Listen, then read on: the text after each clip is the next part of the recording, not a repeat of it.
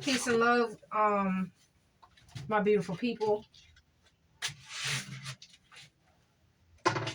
I hope y'all having a great day today. I was trying to figure out what to post my next video about.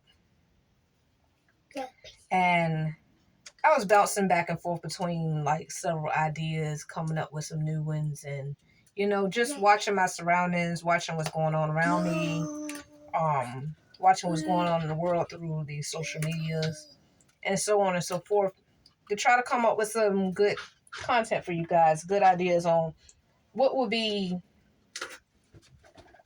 either entertaining or beneficial or both. And I just watched the video.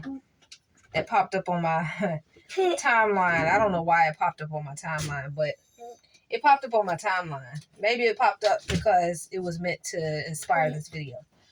But anyway, y'all can see by the title, I have some questions. I have some questions for religious people. Because the video I just watched was from, I would expect it was a Christian. I want to first start off by saying I don't have any beef per se with Christians, because I know most of the time people are just going with what they think is right. My problem is with the people who are not going with what they think is right, but just going with it because, that's what they've been doing their whole lives, and they just refuse to change even when they know is wrong. And I'm not saying anybody's religion is wrong. I'm just saying that if somebody brings you facts and it's obvious that it's facts, evidence laid out, and you just all of a sudden shut it down, you don't want to hear it no more because it feels like it's about to change your view. And the reason you do that, admittedly, by a lot of people, is because, well, this is what I've been living my whole life. So, that's a problem. That is brainwashing. That is mental slavery. But anyway, to my questions, I have some questions because I just watched a lady. She posted a video and she turned off her comment section. I don't know if she turned off her comment section. I'm not going to say she did. Maybe YouTube did it. We're going to say YouTube did it. But her comment sections is turned off, so I could not respond. But she pretty much did a video talking about how a witch came to her house and this happened.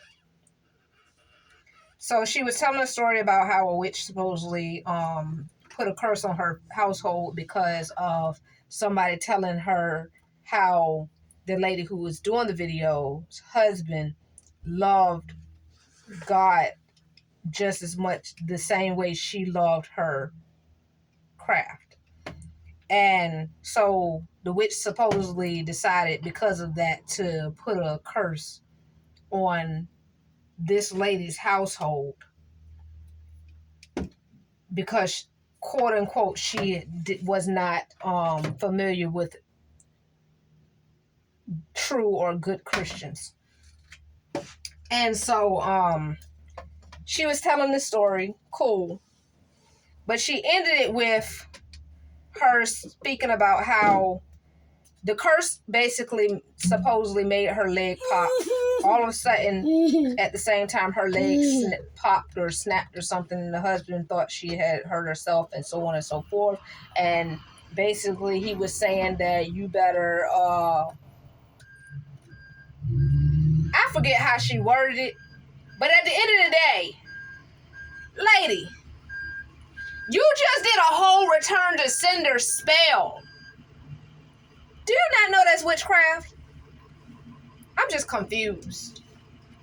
Yeah, that's witchcraft. That's what witches do.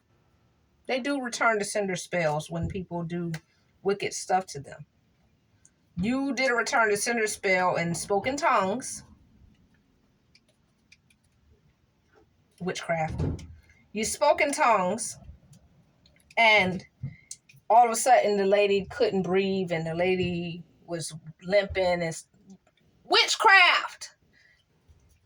Oh my goodness. Anyway, I have another question for the people who, for those of you who believe wholeheartedly and solely in the Bible, and you think that the Bible is in some parts verbatim, but other parts is hypothetical to whatever suits what you already believe. Doesn't the Bible say that the Bible is a sin to translate or to take from or add to the Bible? I know for a fact it says that. You know why I know that? Because I was raised Jehovah's Witness. I was very into wanting to be a Jehovah's Witness, wanting to get baptized, wanting so badly to get baptized. And then I grew up and I got baptized in a Baptist church. And then I grew up and I studied Hebrew. And then I grew up and I, studied a few more things that eventually end up leading to more science, which studies all of it. Mostly all of it. And I know for a fact it says that. So why is it that your Bible don't have the book of Enoch in it? Where's the book of Sarah? Where's that at? Like, there are books missing. Quite a few books missing.